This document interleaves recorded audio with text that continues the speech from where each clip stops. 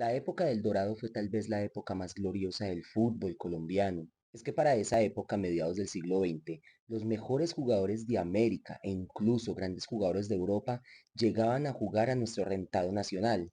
Y sin duda alguna, el equipo más representativo de esa época indudablemente fue Millonarios, bautizado incluso el Ballet Azul. Un equipo que llegó a ser considerado el mejor equipo del mundo, ganándole al mismísimo Real Madrid en el Santiago Bernabéu la copa de su centenario.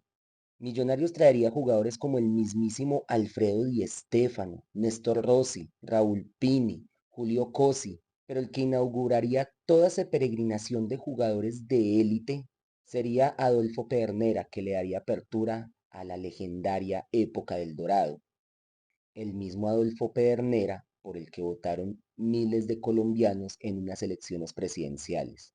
¿Cómo así? Pues vamos a saberlo en Fútbol Efeméride.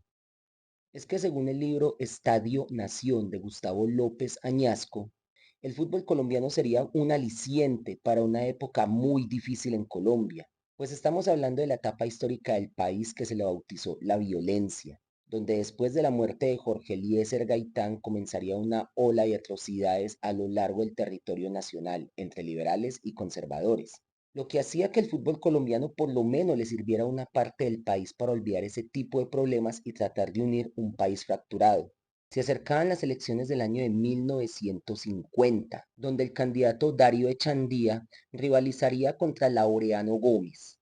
Pero lastimosamente un atentado contra Vicente Echandía, hermano de Darío Echandía, que terminaría con la vida del primero, hacía que Darío Echandía se retirara de las elecciones, dejando como único candidato a Laureano Gómez. Curioso fue que el día de esas elecciones muchísimas personas borraron el nombre de Laureano Gómez de la boleta de votación y pusieron el de Adolfo Pedernera, un jugador que ya despertaba pasiones y devoción en multitudes que cada semana iban a ver a Millonarios. Tanto fue la influencia de Adolfo Pedernera en el país que incluso el gobierno nacional ante esta situación haría una prohibición bien particular, relatada en el libro Estadio Nación, y sería que era prohibido hablar de fútbol en horas de trabajo y más precisamente hablar de Adolfo Pedernera.